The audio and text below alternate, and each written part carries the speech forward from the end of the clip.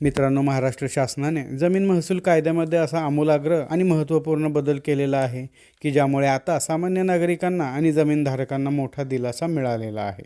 या बदलामुळे जमिनीचे अकृषक म्हणजे एनए म्हणजेच नॉन ॲग्रिकल्चरल करण्यासाठी कलेक्टर ऑफिस, तहसील किंवा मग प्रांत कार्यालय यांचे उंबरठे झिजवण्याची आवश्यकता आता भासणार नाही। त्याचप्रमाणे जो प्रत्येक वर्षी अकृषक कर भरावा लागणार होता, आता तो देखील दरवर्षी वेगळा असा भरावा लागणार नाही। आजच्या व्हिडिओमध्ये आपण या 10 फेब्रुवारी 2026 रोजीच्या शासन निर्णयाबाबतीमध्ये माहिती घेणार आहोत, तेव्हा व्हिडिओ संपूर्ण पहा। या शासन निर्णयाची प्रत आमच्याकडे उपलब्ध आहे। सर्वात अगोदर तर समजावून घेऊयात की हा एवढा महत्त्वाचा ऐतिहासिक बदल का करण्यात आला।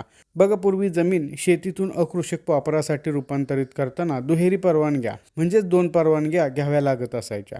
प्रथम आपणाला नियोजन प्राधिकरण म्हणजेच नगरपालिका, महानगरपालिका इत्यादींकडून बांधकाम आराखडा मंजूर करून घ्यावा लागत असायचा आणि त्यानंतर बांधकाम आराखडा मंजूर झाला की कलेक्टर ऑफिसला जाऊन एनए परवानगी आणि सनद घेण्यासाठी नव्याने अर्ज करावा लागत असायचा आणि या प्रक्रियेमध्ये वेळ तर जास्त जायचाच, त्याचप्रमाणे पैसे देखील खूप जास्त प्रमाणात खर्च व्हायचे आणि जे लोक अशिक्षित आहेत, ज्यांना ही प्रक्रिया क्लिष्ट वाटायची, असे लोक एजंट वगैरे नेमून ही अकृषक प्रक्रिया करून घ्यायचे। मग एजंटची फी, अकृषक फी, टेबलाखालून पैसे, या सर्व बाबींना भला मोठा पैशाचा बाजार होऊन बसायचा। त्यानंतर जरी प्रॉपर्टी अकृषक झाली, आपणाला प्रॉपर्टी टॅक्स म्हणजेच मिळकत कर आणि वार्षिक अकृषक कर हे दोन्हीही कर दरवर्षी भरावे लागत असतात। ही सर्व क्लिष्टता आणि गुंतागुंत थांबावी यासाठी हा शासन निर्णय आणला गेला की ज्या शासन निर्णयाबाबत आपण आजच्या व्हिडिओमध्ये माहिती घेऊयात। या शासन निर्णयान्वये इतर कलमे रद्द करून कलम 42 नव्याने सामील करून आता अकृषक परवानगीसाठी कलेक्टरच्या वेगळ्या अशा परवानगी घेण्याची अट पूर्णपणे नष्ट करण्यात आली आणि पुढे असे नमूद केलेले आहे की जर तुमची जमीन एखाद्या विकास योजनेत म्हणजेच डेव्हलपमेंट प्लॅन किंवा प्रादेशिक योजनेत म्हणजेच रिजनल प्लॅनमध्ये असेल आणि तेथे अकृषक वापर अनुज्ञेय म्हणजेच अलाउड असेल, तर अशा ठिकाणी डायरेक्ट नियोजन प्राधिकरण म्हणजेच प्लॅनिंग ऑथॉरिटी बांधकाम परवानगी देऊ शकते।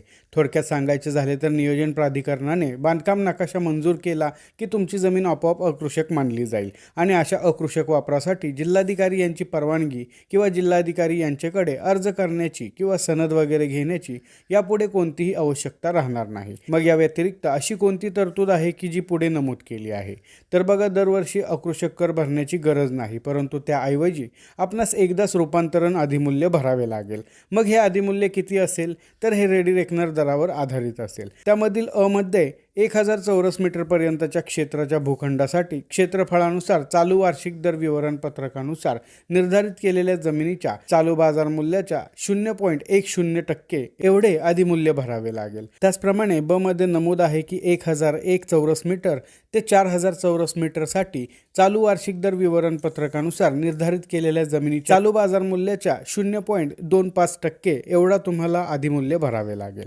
त्याचप्रमाणे क मध्ये नमूद आहे की 4001 चौरस मीटरपेक्षा जास्त असणाऱ्या भूखंडासाठी क्षेत्रफळानुसार चालू वार्षिक दर विवरणपत्रकानुसार निर्धारित केलेल्या जमिनीच्या चालू बाजार मूल्याच्या 0.50 एवढे अधिमूल्य भरावे लागेल। आता पुढे हे सांगितले आहे की हे अधिमूल्य कशा पद्धतीने स्थानिक स्वराज्य संस्था आणि शासन यांच्यामध्ये विभागणी होईल। मग आता असा प्रश्न उद्भवतो की ज्यांनी पूर्वी आपली जमीन अकृषक करून घेतलेली आहे, त्यांच्यासाठी या शासन निर्णयामध्ये काही फायद्याचे आहे का नाही, तर बघा, अशा जमीन मालकांसाठी या शासन निर्णयातील मुद्दा क्रमांक 10 आणि 11 अत्यंत महत्त्वाचा आहे। सर्वात महत्त्वाचा मुद्दा म्हणजे थकबाकी माफी। या शासन निर्णयाच्या दिनांकापर्यंत सर्व जुना थकीत अकृषक कर आता वसूल केला जाणार नाही। दुसरा महत्त्वाचा मुद्दा म्हणजे नियमितीकरण म्हणजेच 31 डिसेंबर 2001 पूर्वी एनए झालेल्या जमिनींसाठी रेडी रेकनर दरानुसार आणि त्यानंतरच्या जमिनीसाठी त्या वर्षीच्या रेडी रेकनर दरानुसार वरीलप्रमाणे एक रकमी प्रीमियम भरावा लागेल। त्याचप्रमाणे या सर्व बाबींसाठी ठराविक मुदत घालून दिलेली आहे। ही सवलत मिळवण्यासाठी 10 फेब्रुवारी 2026 पासून 1 वर्षाच्या आत हा प्रीमियम भरणे अनिवार्य राहील आणि या मुदतीनंतर या रकमेवर दंड आणि व्याज आकारले जाईल। आता ही तांत्रिक प्रक्रिया कशी चालणार आहे हे देखील पाहूयात। तर बघा, सरकारने ही संपूर्ण प्रक्रिया हायटेक म्हणजेच ऑनलाईन केलेली आहे। यासाठी संबंधित जमीनधारक असा अर्ज नगर विकास विभागामार्फत सध्या विकसित करण्यात येणाऱ्या बिल्डिंग परमिशन मॅनेजमेंट सिस्टीम म्हणजेच BPMS ऑटो DCR या प्रकारच्या संगणकीय प्रणालीमार्फत ऑनलाईन अर्ज करू शकते, जेथे असे ऑनलाईन पद्धतीने प्रणाली वापरात नसेल त्या ठिकाणी ऑफलाईन पद्धतीने देखील असा अर्ज करता येईल. त्याचप्रमाणे या प्रणालीद्वारे बांधकाम परवानगी मिळताच सातबारा उतार्यावर त्याची नोंद देखील होणार आहे.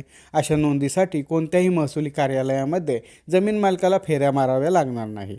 त्याचप्रमाणे अनेक बँका किंवा वित्तीय संस्था कर्ज प्रकरण मंजुरीसाठी येण्याची सनद मागणी करतात, परंतु शासनाने हे स्पष्ट केलेले आहे की अशी बांधकाम परवानगी असल्याने बँकांनी स्वतंत्र असा सनदेचा आग्रह धरू नये. येथे एक गोष्ट ही देखील लक्षात घेण्यासारखी आहे की हा बदल मुख्यत्वे करून भोगवतदार वर्ग 1च्या जमिनींसाठी आणि भोगवतदार वर्ग 2च्या जमिनींसाठी देखील आहे आणि वर्ग 2च्या जमिनीसाठी देखील असा अर्ज करता येईल. परंतु अशी परवानगी मिळाली तरीही त्या जमिनीचा प्रकार बदलणार नाही, म्हणजेच तो भोगवतदार वर्ग 2 असाच राहणार आहे. तर मित्रांनो, असा हा अभूतपूर्व शासन निर्णय जो शासनाने सध्या आणलेला आहे, त्यामुळे मला वाटते की आपल्यासारख्या सर्वसामान्य व्यक्तींना याचा खूप फायदा होईल.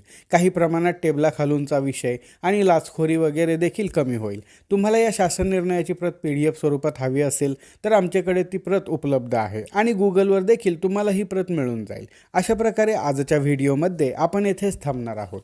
पुन्हा भेटू अशाच एका माहितीपर व्हिडिओमध्ये. तोपर्यंत नमस्कार.